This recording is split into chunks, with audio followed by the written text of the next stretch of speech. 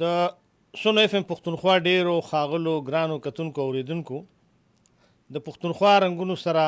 زیم ستاسو قربا روخان یوسفزی امید لرم چې روغ جوړ به وي. ګرانو کتونکو اوریدونکو یقینا چې د هاړ میاشت ده او مشرانو به وایي چې ګړندی په شکال د هړ د 15 نه ماتیږي. نو زما په خیال چې خبره دغه 14-15 ته د هړ رسي، او اگر چې گیر چاپیره بارانونه او دغه سیلیم پکې رااله، پېښور باندې خو لا باران داسې نه دی شوی، او خدای دې د خیر او د رحمت باران وکړي چې د ګرمۍ دا زور کم شي. ګرانو کتونکو اوریدونکو، څنګه چې تاسو ته معلومه ده چې نن د محرم څه ته چې موږ پښتانه د مشرانو پخوانو د حسنیانو میاشت وایي، د هغې نن 15مه ورځ ده. او د محرم الحرام یعنی د بیا خاص کر دې سره زمونږ چې کوم نوی کال شروع کیږي، زمونږ د اسلامی کال، نو دام د دې محرم د وړومبي محرم نه ګرانو کتونکو اوریدونکو زمونږ دې سره تړلې چې کوم دنه د محرم الحرام د میاشت یا د اسانیانو میاشت مونږ وایو، نو دا بنیادی خبره داره چې دا ځي خبره دغه ته کربلا ته ځي. او د کربلا واقعه چې دا په 1 هجری کې په شلکم 200 عیسوی کې، یعنی داسې موږ ویلو شو چې د نن نه 345 کاله وړاندې د عراق په ښار کې په عراق کې چې د کربلا په میدان کې کومه سانحه د امام حسین رضی الله تعالی عنهما او د هغوی د کورنۍ دغه نور چې کوم شهیدان، نو په هغې حوالې سره زمونږ نن پروګرام چې کوم دی د دغه میاشتې په مناسبت سره هم، د دې ورځو په مناسبت سره هم، په هغې کې نن زمونږ موضوع چې کومه ده هغه ده د ضلع ملکنډ په منظوم ادب کې د کربلا ذکر. او په دې معنی زمونږ یو ډېر تکړه ځوان چې کوم دی، نو هغه محقق سکالر چې په دې معنی هغوی ایم فل کړی دی او اوس پی ایچ ډي کوي د پېښور یونیورسټۍ نه، لا هم هغه ټاپک یا موضوع نه ده ټاکلې، خو زمونږ دغه ښاغلی چې کوم دی نو ډېر تکړه محقق زلمی دی او هغوی په دې معنی کار کړی دی. ظاهره ده چې دا موضوع که موږ هسې خورو، نو په مجموعي لحاظ باندې چې موږ ګورو، نو د دنیا په هر ادب کې، خاص کر زموږ په اسلامي ادب کې، اسلامي ادب نه علاوه په نورو ژبو کې هم، چونکې په امام حسین رضی الله تعالی عنهما یا هغه په مقابل کې مطلب یزید او شمر، دا دوه داسې نمونه دي چې دا اوس یو خوا یزید چې کوم دی یا شمر، دا د مطلب د ظلم، د بربریت، د ناانصافۍ او د حق تروړلو علامتونه دي. بل خوا د امام حسین رضی الله تعالی عنه چې کوم دی نو نوم دغه خلک چې کوم دی نو هغه د حق، د صداقت، د استقامت، د جرأت او د انصاف دغه علامتونه دي. او دغه په هغه حاله باندې به ظاهره ده تاسو چې دنیا بعدې دا نمونه به ژوندي وي. او خو بنیادي خبره دا ده چې لکه مري هر څوک، خو دا ده چې د چا مرګ په څه شکل وي، د چا مرګ په څه شکل وي. یزید هم نشته، شمر هم نشته، او د امام حسین رضی الله قافله هم نشته، د هغه آل و عیال چې کوم د هغوی خپلوان هغه هم موجود نه دي. خو خلک چې اوس یادوي، نو دا کتل پکار دي چې دوی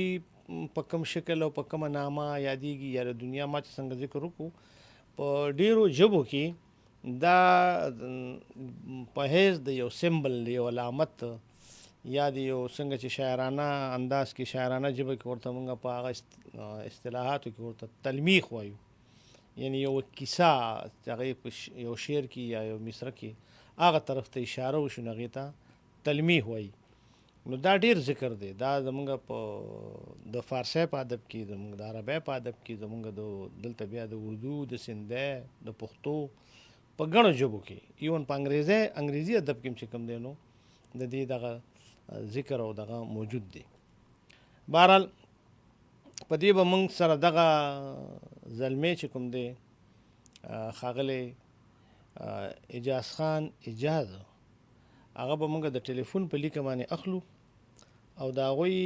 چې کوم ام فل کړی دی هغوی کوم تحقیق کړی دی یا هغوی سره کوم معلومات دي نو هغه به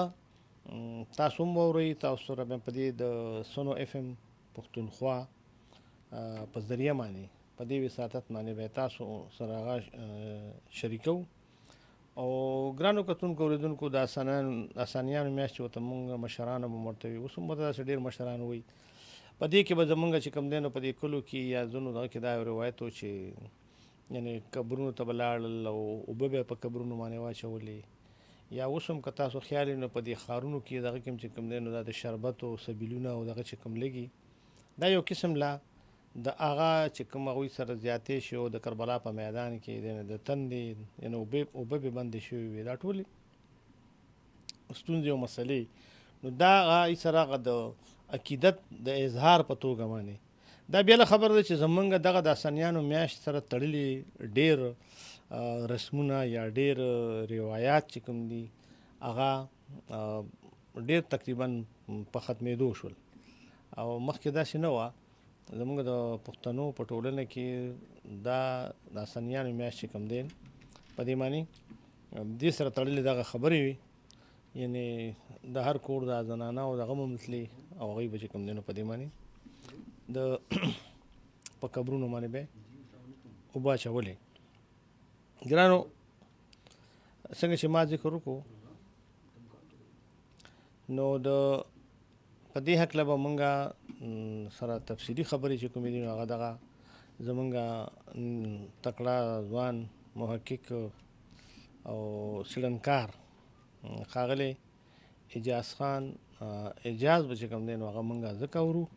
چې هغوی پې کار کړی دی. او دا ده چې دا د ضلع ملکنډ په منظوم ادب کې د کربلا د واقعي ذکر چې کوم دی دا د هغوی موضوع تر دغه حده پورې دا یعنې محدود دغه ته ده. د بل خوا چې کوم دی نو که چېرې په مجموعي لحاظ خبره کېږي نو دا ډېره وسیع ډېره پراخه موضوع ده، ډېره وسیع موضوع ده. نو پکار دا دی چې مونږ خپل زلمی محقق چې کوم دی نو هغه اجاز خان واورو. او مطلب دا دی چې ډېره خواري کړې ده، ډېر محنت یې کړی دی او ډېره په دغه سره هغه په دې باندې ام فل کړی دی په دې موضوع باندې. نو زه ډېر ګران اجاز خان اجاز ته په خپل پروګرام کې هرکلی وایم. ډېره مننه سرجي. اجاز خان څنګه حال دی؟ طبیعت د ښه دی؟ ټیک ټاک خیر دی الحمدلله. سر تاسو ښه په خپله صحت مو ښه دی؟ ډېره مننه اجاز خان. تاسو زموږ موضوع چې کومه ده نو هغه دغه ده چې په ضلع ملکنډ په منظوم ادب کې د کربلا تذکره ذکر. نو ړومبی خو تاسو به موږ ته دا لږ ووایي چې لکه دا ضلع ملکنډ کې تقریبا ستاسو په خیال باندې دې کې خو به هم ډېر علاقه راځي. یو خو ملکنډ ډویژن خبره کېږي چې د ملکنډ خبر راشي نو هغې نه ټول سوات او بونیر او دیر به دغه خبره به کېده که نه تصور. تاسو زما په خیال چې صرف د ضلع ملکنډ تر حده پورې دغه کار کړی دی. جی سر جی مونږ داسې چې کومه دا موضوع مونږ اخیستې وه نو دا خو چونکې امفل و خبره به لږ تیزه کوئ. جی جی ښه مونږ چې کومه موضوع اخیستې وه نو دا امفل دی او امفل لپاره لږ محدود ظاهره هغه په کار وي که نه. بلکل.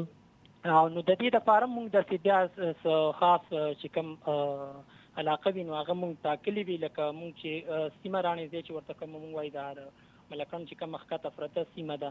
دا ده یا تاڼه وایي ځای دی او بل سوات راڼې ځای چې کوم دی دا درې سیمې دي او په دې کې چې کوم دی زمونږ تحقیق په دغه علاقو باندې خور دی یا چې دغه ځای کوم به شاعران دي یا لیکوالان دي بس هم په هغوی مونږ کار کړی دی. دا راته ووایي چې دغلته تاسو چې مثال په دغه د یو ضلع خبره ده او ظاهره ده چې پای کې داسې پکې د څوک هم شته چې هغه مونږه یعنې ډېر زاړه قدیم شاعرانو کې دغه علاقو سره تعلق لرونکي چې هغې د کربلا د واقعي څه تذکره کړې ده په خپله شاعرۍ کې. او بله خبر دا ده چې تاسو د منظوم ادب په منظوم ادب کې خو مطلب دا چې غزل نظم یا رباعي کتا هر څه پکې راځي که نه په منظوم شکل کې چې موږ څه ته دغه وایو منظوم نوم ورکوو. داسې پکې هم څوک په سینیر کې یا په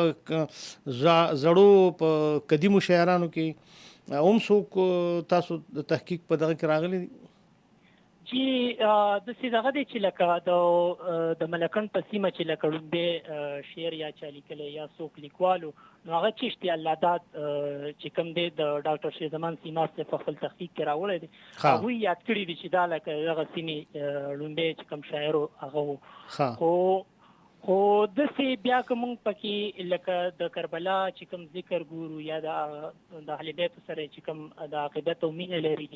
په دغه اړه بیا داسې لکه په وروستۍ په تېره زمانه کې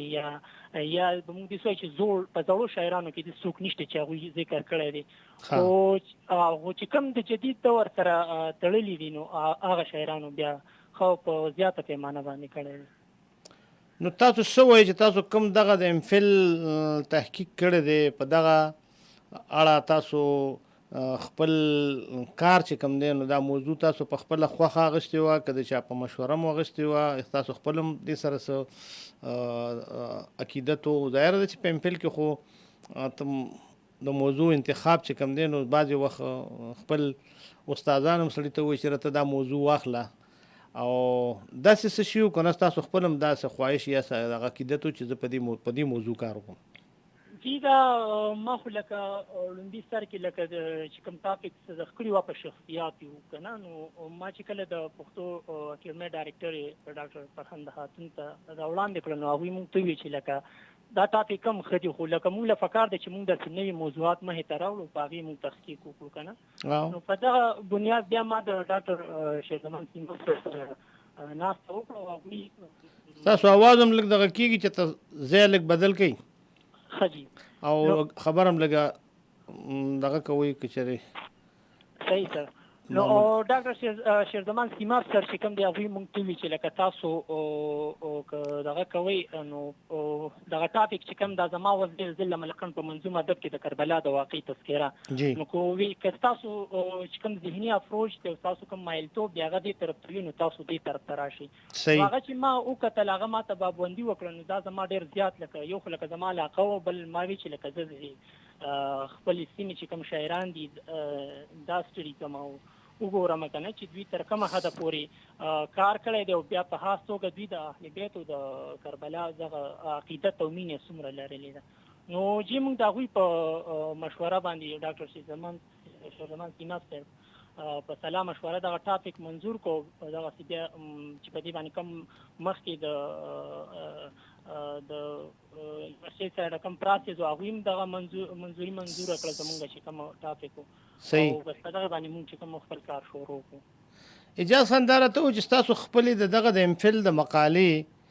یعنې تقسیم څنګه کړی دی دا چې تاسو د بابونو په شکل کې لکه د ابتدا زه تاسو ته د دې زما چې کوم چپټرایزیشن چې هغه تاسو ته واورم نو تاسو ته بالکل زیات اسانه شي مهرباني مونږ داسې چل کړی دی چې لومبی دا مونږ په څلورو بابو چې کوم خپله مقاله دا تقسیم کړې ده په هغې کې لومبی باب چې کوم دی هغه مونږ دې ته ایستی چې د کربلا سرسري پېژنګلو که نه تعارف و هغې کې بیا ما وویلي چې اهل بیت څوک دي بیا د حسن رضی الله تعالی عنه څوک دی بیا په کتاب په سب ټایټلو کې راځي که نه چې حسین رضی الله تعالی عنه څوک دی یزید څوک د کربلا پیښه او د هغې بیا چې کوم شهیدانو د هغې لنډې نامې مونږ لیکلي مختصر او تعداد چې کوم دی هغه مونږ ښودی نو لومبی باب چې کوم دی هغه مونږ په دغې باندې ښود دی دویم باب بیا زه ورآل پښتو ادب ته راغلی یم ما په ورآل پښتو ادب خبره کړې ده چې په هغې کې بیا کلاسیکي دور دی صحیح شو په کلاسیکي دور کې چې کومه منظومه شاعري ده هغه ما سټډي کړې ده هغه ما کتلې ده او په هغې کې ما معلومه کړې ده چې آیا تر کومه حده په دې کې د دغه د اهل بیتو سره چې کوم عقیدت دی او مینه دا لرلې شوې ده صحیح جدید دور ته راغلی یم د جدید دور شاعران چې کوم دي ما څو تنه راغستي دي او هغه مې دلته په خپله مقاله کې شریک کړي دي او په هغې ما خبره کړې ده چې دوی تر کومه حده پورې د دغه اهل بیتو سره عقیدت لرلی دی بیا په دریم په دغه چپټر کې په دریم چپټر کې په دریم نمبر چې کوم دی ما په ولسي شاعرۍ کې دا کتنه کړې ده چې آیا په ولسي شاعرۍ کې داسې د کربلا متعلق تاسو اواز بعضې وخت تت غونې شي جی شاید چې د سیګنالو مسله وي خو زه کوشش ښه. کوم چې برابر شي. صحیح. بیا په دغه دویم باب کې په دریم جز کې ما د ولسي شاعرۍ خبره کړې ده ښه. چې په ولسي شاعرۍ کې بیا په ټپه کې ما کتلې ده، په بدله کې، په سندره کې، په چاربیته کې صحیح. دغه اړخونه ما کتلي دغه چې په آیا په دغه کې تر کومه حده پورې څومره ذکر شوی دی که نه. او بیا د دې درې واړو ما موازنه م یو قسم لیکلی ده چې آیا ما ته اندازه شوې ده چې په کلاسیک دور کې څومره وه، په جدید دور کې څومره وه، په ولسي شاعرۍ کې څومره، لکه دغه اهل بیتو سره د عقیدت او مینه او یا به موږ داسې وایو چې لکه د دغه واقعي د تاثرات په دغه شاعرانو تر کومه حده پراته وو که نه. صحیح. بیا مین ټاپک چې کوم زما دي زما د موضوع سره ریلیټډ دي، نو هغه بیا د ذل دریم ټاپک داسې دی چې د ذل ملکند په نظم کې د کربلا د واقعي تذکره. صحیح. نو بیا دا چپټر ما بیا په درې حصو کې تقسیم کړی دی چې لکه په سوات راني ځای کې د کنه په سوات راني ځای کې د په منظوم ادب کې د کربلا د واقعي تذکره، یا بیا داسې د تاڼه باندې ځای چې کومه ده د هغې چې کوم څومره شاعران دي دا ما کتلي دي، او بیا دغسې د سیمه راني ځای چې کومه ده ښکته بیا ده د دې سیمې کم شاعران دي، دا بیا به ما په خپل کیټیګریز کړي دي که نه، چې لکه محقق دپاره هم اساني او د لوستونکو دپاره هم اساني. نو دغه دریم باب چې کوم دی هغه په نظم مشتمل دی. ما صرف نظمونه راټول کړي دي، په هغې کې ما په مشترکت توګه خبره کړې ده چې آیا د دې په دې شاعرانو باندې د کربلا د واقعي تذکرات تاثرات تر کومه حده پراته دي، او آیا د دې ځای د خلکو یا د لکه خلک وایي که نه وایي شاعران چې کوم دي د ارقام سترګې وي، نو مونږ به بیا چې د دې ځای خلکو مینه مونږ به هغه د شاعرانو نه معلومو که نه. صحیح. مونږ دغه اندازه لګولې ده چې آیا د دې ځای د شاعرانو یا د خلکو د اهل بیتو سره مینه څومره ده. نو په دغه اړه په دې دریم باب کې دغسې په نظم کې خبره شوې. بیا څلورم باب چې کوم دی هغه بیا د ملکن غزل چې کوم دی چې ځان د نظم نه جدا، نو ما بیا په غزل کې خبره کړې ده، او هغه هم دغسې په تاڼه باندې ځای باندې نظم نګاران، د تحصیل سوات راني ځای نظم نګاران، او د تحصیل سیمه راني ځای نظم نګاران غزل نګاران چې کوم دي که نه. نو دغه ما کتلي دي، او بیا ما دا معلومه کړې ده چې آیا د دوی په دغه غزل کې ډایرکټ خبره دوی کړې ده که نه په طور د علامت دوی دا لکه غزل خو لکه موږ ته څنګه معلومه ده چې غزل خو یو د هر شعر یو ځان بالکل یو شعر ځان ته حکایي وي بېل بېل. نو په غزل کې چونکې داسې نشي کېدی چې ډایرکټ په ډایرکټ خلک د اهل بیت داسې پکې شوي دي چې لکه بعضې شاعرانو دغه شعر راوړی دی او دا ډایرکټ په ډایرکټ هغوی ته منسوب شوی دی، خو بعضې زیات داسې شوي دي په غزل کې چې لکه دوی د علامت نه کار اخیستی دی او په علامتي توګه دغه واقع چې کوم دغه ستایلې ده. نو زما دریم باب چې کوم دی څلورم باب چې کوم دی هغه په دغه جوړ باندې دی غزل. جی په غزل کې دی. صحیح. او بس بیا دغسې د دې ما خلاصه چې کوم د تاسو اواز لږ بیا لږ پکې د ځای بدلوئ نو. صحیح سر. نو دغسې زما کوم مقاله وه په څلورو بابو تقسیم وه، او چې کوم چې ما تاسو ته واورول. داسې ده اجاز خان تاسو خبر وکړه، او ظاهره ده چې د تاسو خپلې موضوع دپاره د په حیث د بنیاد یا د تمهید چې کوم دی نو کلاسیک هم هلته هم کتلي دي، او یاداره چې زمونږ ولسي شاعري چې کومه ده نو هغه هم کتلې ده، او دا خو ظاهره ده چې د تمهید په توګه به دا ضروري و چې یاره دغه یو قسم لا زمونږ په دې شاعرۍ کې دغه بنیادونه و چې د هغې بنیادونو یا د هغې اثراتو په رڼا کې بیا وروسته هم زمونږ شاعرانو د اهل بیتو سره یا دغه سره خپل د عقیدت اظهار کړی دی. تاسو خپله د ذل ملکند دغه چې کومه دغه تذکره ده نو څه ګڼئ تاسو د کم دور نه د کم وخت نه داسې چې دغه دور تعین سړی وکړي چې د دې دور نه دا شی چې کوم دی نو ما شروع کړی دی، یا یو شاعر نوم تاسو واغشتو خو د دور دغه خبره مونږ کوو چې آیا دا بیخي جدید دور که نه د دې نه مخکې هم په چې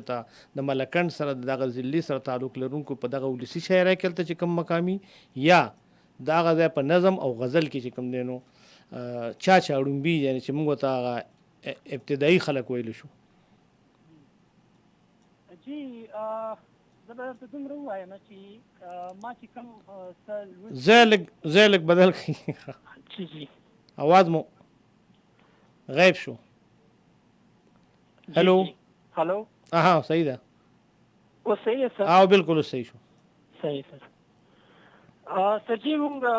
دا خبره کوله چې که زه تاسو ته ووایم چې ما کوم مجموعې کتلي دي یا ما کوم څه لټونه کړې ده نو په هغې کې که زه داسې ویم چې بالکل د شلمې صدۍ چې کوم لکه شاعرانو د 1900 نه دېخوا چې کوم پیدا دي راغلي دي که نه صحیح نو د دغه ځای نه اصل کې ابتدا شوې ځکه چې په ملکڼ کې بیا داسې د زوړ وخت شاعر نه ښکاري چشتي ایادات چې درته کوم مایات کو هغوی 1000 دغسې صدي که نه ما نه ورڅېرېږي هجري کې خو لکه د هغوی شاعري چونکې ما سره نه کتاب و نه ما یا شاید چې د هغوی دومره څه وي نو خو چې کوم څه ما ته په لاس راغلي دي نو هغه به زه دومره ووایم چې دا د کوم د 19مه صدۍ چې کوم ده د هغې نه دی خو چې کوم د دې ابتدا شوې ده لکه بیا که زه په ورآل بنیاد باندې زه خبره وکړم چې لکه په پښتو ادب کې لکه ما خو د کلاسیک دور هم کتلی ده ولسي شاعري هم کتلې ده خو زیات چې کوم تاثرات د پښتو ادب ته رانوتي دي لکه تاسو بیا د دې نه د ملکڼ د سیمې د اندازه م اخیستی شئ که نه چې لکه زیات د پښتو ادب ته دا کله دا تاثرات راغلي دي نو دا د جدید دور نه راغلي دي لکه د حمزه بابا نه به زه واخلم چې لکه هغوی ډېر زیات دې طرف ته مایله شوي دي بیا دې خو چې کوم په مجموعي ډول چې کوم کتابونه لیکلی شوي دي په ځان له د اهل بیتو نو هغه په جدید دور کې دي د دې نه مخکې کو خوشحال بابا دی او که رحمان بابا دی او نور دی کاظم خان شیدا او دغه کلاسیک زموږ چې کوم نو هغوی داسې لکه ستاینه کړې ده خو لکه ډېر هغه په وړو کې د مالګې په حساب ده که نه لکه ډېر زیات ما اصل کې اندازه ولګوله ځکه چې ما د کلاسیک سم شاعرانو لکه علیحان دی یا کاظم خان شیدا دي هغوی لکه ډېر زیاته کمه د دې ستاینه کړې خو چېرته یې کړې ده نو هغوی داسې کړي دي چې هغوی بیا د علامت نه کار اخیستی ده د علامت په او کربلا په حیث د یو علامت په توګه هم چې کوم دین استعمال کړی دی که نه بیا خو په بنیادي توګه چې کوم د دې هغه شوی دی نو هغه د جدید دور شاعرانو کړی دی چې هغه بیا غني خان دی ډاکټر محمد اعظم دی یا نور کوم شاعران دي د جدید دور حمزه بابا بیا سرهیل به ورته مونږ وایو چې هغوی په اهل بیتو باندې په بېکشه پیمانه باندې ډېر زیات کار کړی اجاز خان دا راته ووایي چې تاسو خو دغه ذکر وکړو تاسو څه د دغه ضلع ملکڼ په منظوم ادب کې یا مطلب نظم او غزل دواړو کې څنګه چې تاسو ذکر وکړو دې کې داسې څه نامې تاسو اخیستی شئ د هغه د شاعرانو چې کینیره دوی پلاني چې کوم دی نو په دغه د شلمې صدۍ چې کوم داسې دغه شاعرانو څه نومونه تاسو ته به یاد دي څه د هغوی ذکر وشي هلو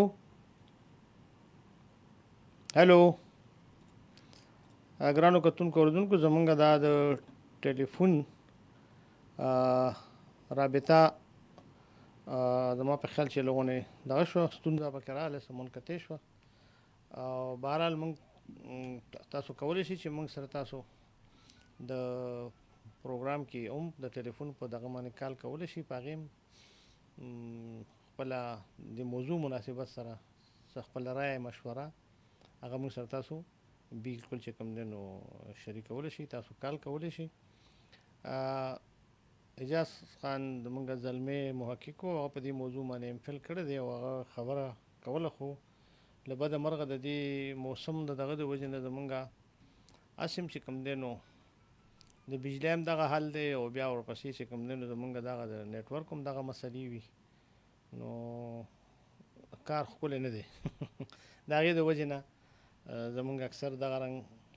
چا خبره چې هغه موضوع باندې هغه خبره کوله او ډېره خوندورې خبرې کولې خو له بده مرغه زمونږ سلسله چې کوم دی هغه دغه شوه هغه په دې باندې هغه زما په خیال د شاه احمد نوراني صاحب یو کتاب هم دی چې اور لاین کټ گئی نو زمونږ لاین چې کوم دی نو هغه هم کټ شو مونږ کوشش کوو چې یاره اجاز خان سره زمونږ رابطه وشي او هغه خپله خبره چې کومه نیمګړې پاتې شوې وه یا کوم پوښتنه د هغه نه شوې وه چې هغه په هغې باندې خپله خبره وکړي خو بهرحال ما وختي په ابتدا کې هم دا ذکر وکړو او یقینا چې دا د کربلا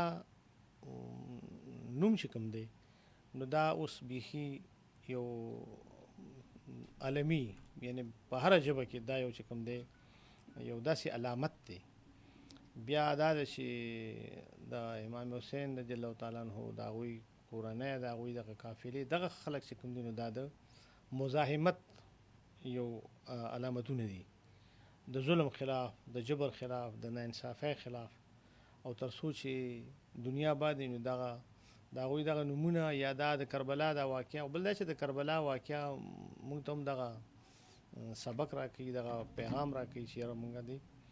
کله خبره د حق او د صداقت راشي نو په کار دا دی چې موږ په خپل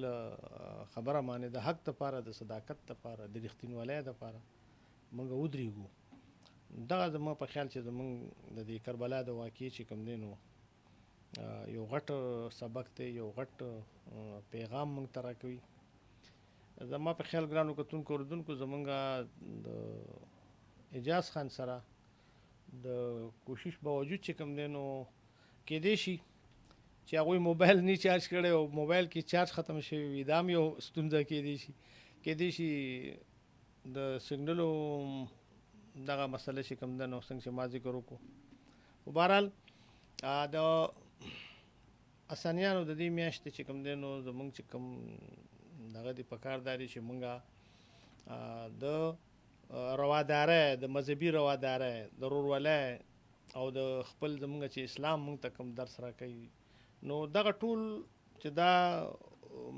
ورځې نه چې بلکې موږ هر وخت دا کوشش وکړو زموږ دې وطن ته، زموږ دې ملک ته، زموږ لارو کوڅو ته، زموږ کلو ته، زموږ بازارونو ته، زموږ مجموعي ژوند ته چې کوم دی هغه د ټولو نه لوی ضرورت هغه د امن او سلامتیا. او د امن او د سلامتیا دپاره پکار دا دی چې هر وګړی خپل کردار ادا کړي. منګه رحمان بابا یو شعر رایشو چې دا 4 وړه مذهب سره یو دي، دا 4 وړه مذهب سره یو دي، ما او تا پکې پیدا کړو اختلاف. نو پکار دا دی چې منګه د یووالي د مظاهره وکړو، منګه د په حیث د مسلمانانو زمونږه چا خبره خدای زمونږه شریک دی، پیغمبر مو شریک دی،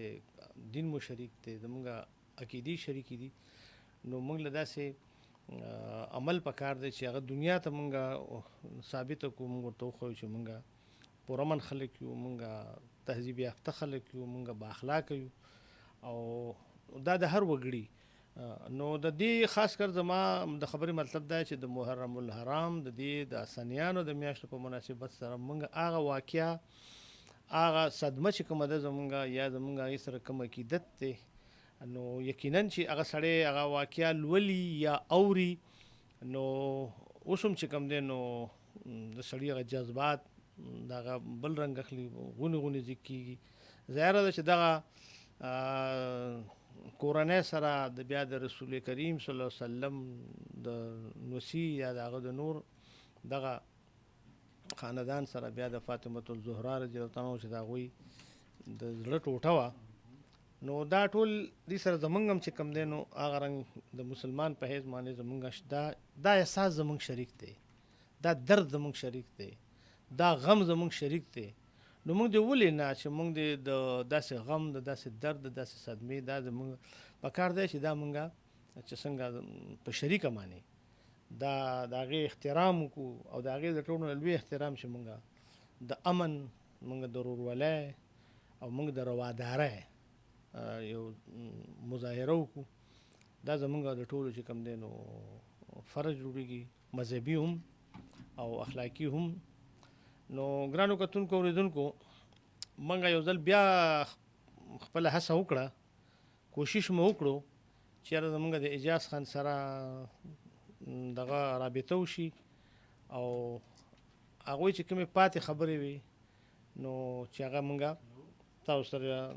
شریک کړو. او زه نه پوهېږم چې څه مسله پکې راغله او په دې باندې موږ تاسو نه بخښنه غواړو ځکه چې دا زموږ په وس کې نه ده. سیګنل هم زموږ په وس کې نه دي او بجلی هم زموږ په وس کې نه ده، زموږ ډېرې خبرې په وس کې نشته او نو بې وسه یو. نو زمونږ هغه د بېوسۍ ته به هم تاسو چې کوم دی نو دغه نظر کې ساتئ کې زړه مو غوښتل او بهرحال که زمونږ په دې موضوع باندې خبره کوو په دې موضوع باندې بلا کتابونه لیکل شوي دي او بلا کار پې شوی دی او په کار هم دغه دي چې زمونږ د دې سره تړلي چې زمونږ کوم روایات دي زمونږ کوم رسم دی د هغې هم احترام وشي مطلب دا چې خیال وساتو د یو بل او په داسې ورځو کې یقینا داسې دا زمونږ یو مشاهده او تجربه شوې ده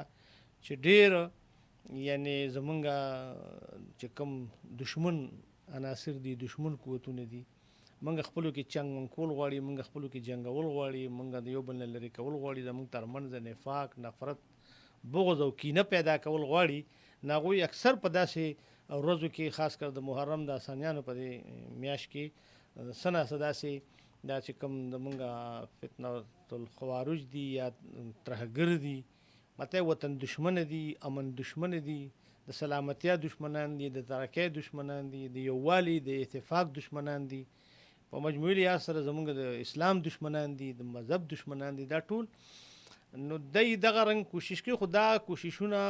لکه د هغوی دا هڅې چې کوم دی نو دا به موږ د خپل یعنې د اتفاق د امن او د یووالي په بنیاد باندې ځکه موږ دلته ټول د دې خاورې بچیو د دې ملک اوسېدونکي یو دا ملک زموږ دی د دې ملک حفاظت د دې ملک سلامتیا د دې ملک ترقي دا زمونږ ترقي ده دا زمونږ پرمختګ دی چې په دې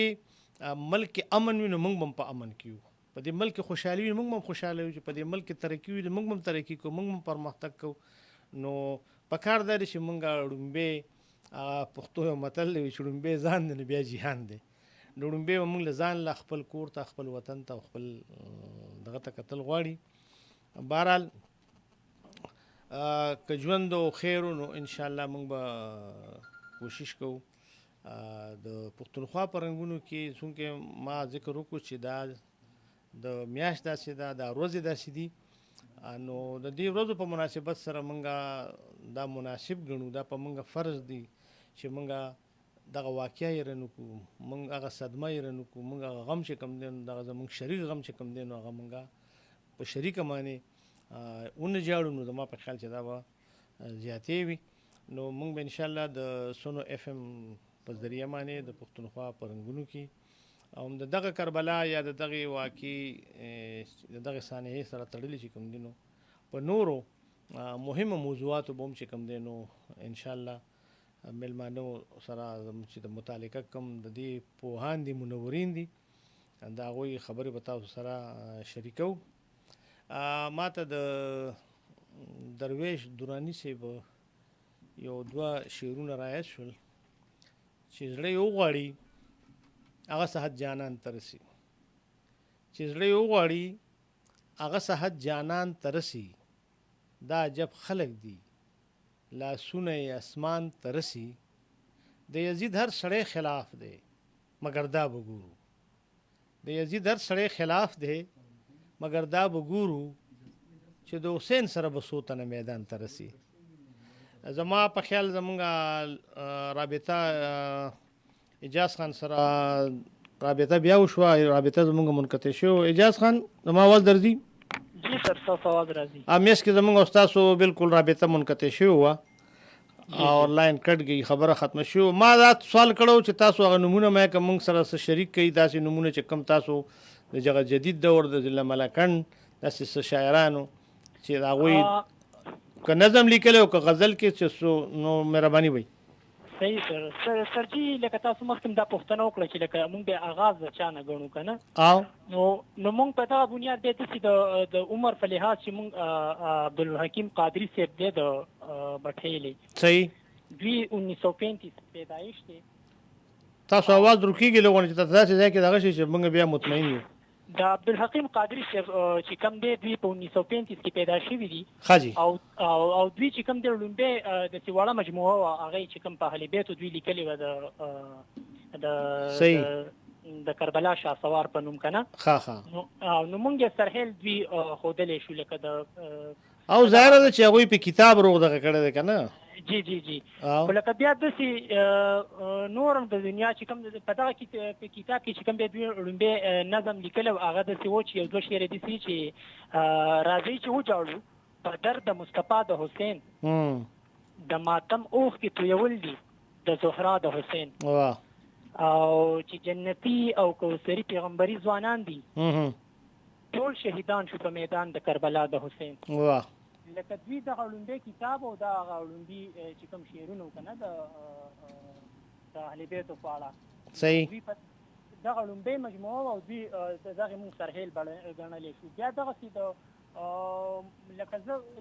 دغه ملکن د سیمې بیا ډېر شاعران دي که نه د دوی نامې تاسو یاد دي که نه چې نواز طاهر صاحب دی فضل محمود صایم دی ډاکټر شیرزمان سیماب سر دی بحران الدین برهان دی سمندر یوسفزی دی محمد اقبال دی رحمت شاه سائل دی صاحب شاه صابر دی ډاکټر غیار صاحب دی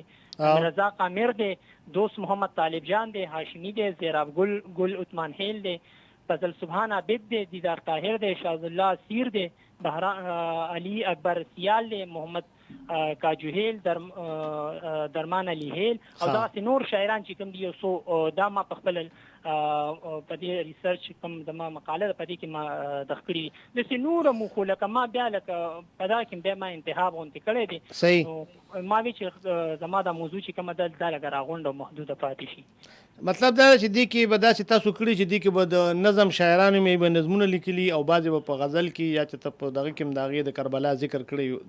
د په حیث د علامت یا په حیث د هغې سره د عقیدت د اظهار جی جی همداسې ما کړې ده لکه ما بیا هغسې بیا ما ته وسوي چې ما څه د نظم باب ته ایښتي دي اوس مې بیا د غزل ته که نه صحیح چې چا په غزل کې د اهل بیتو سره خپل اظهار خیال کړی هغه مې هلته راوړي دي او د هغوی بیا ما لږ پېژنګلو غوندې هم کړی ده لکه زما د مقالې یو قسم د تذکرې هغه وزن هم پوره کوي که نه صحیح چې لکه ملکان د ګڼو شاعرانو هغه د ژوند حال احوال پکې څه نه موجود دی نو هغه د تذکرې هغه کمې هم دوی پوره کوي او داسې چې کوم بیا د چا د غزل بحث کړی نو د عامې د غزل باب ته ایښتی دی صحیح د هغه په شعر او د هغه په تاثر باندې خبره کړې ده زبردست اجاز خان زمونږ مس کې ډېرې خبرې پاتې په دې شوي چې د بده مرغه زمونږ او ستاسو چې کوم دی نو هغه رابطه چې کوم دی نو هغه دغه شوه منقطع شوه د سیګنلو څه پرابلم څه مسله به وه موږ بار کوشش کولو خو تاسو سره بیا موږ تماس ونه نیوی شو خو بیا هم لکه په دې لږ وخت کې چې کوم تاسو کوم کار کړی دی تاسو کومه مقاله ده د امفل نه یقینا د ستاینې وړ کار مو کړی دی او الله دې د توانه توفیق درکړي تاسو اوس ماشاءالله پی ایچ ډي کوئ بیا هغه ستاسو چې کومه موضوع وي خدای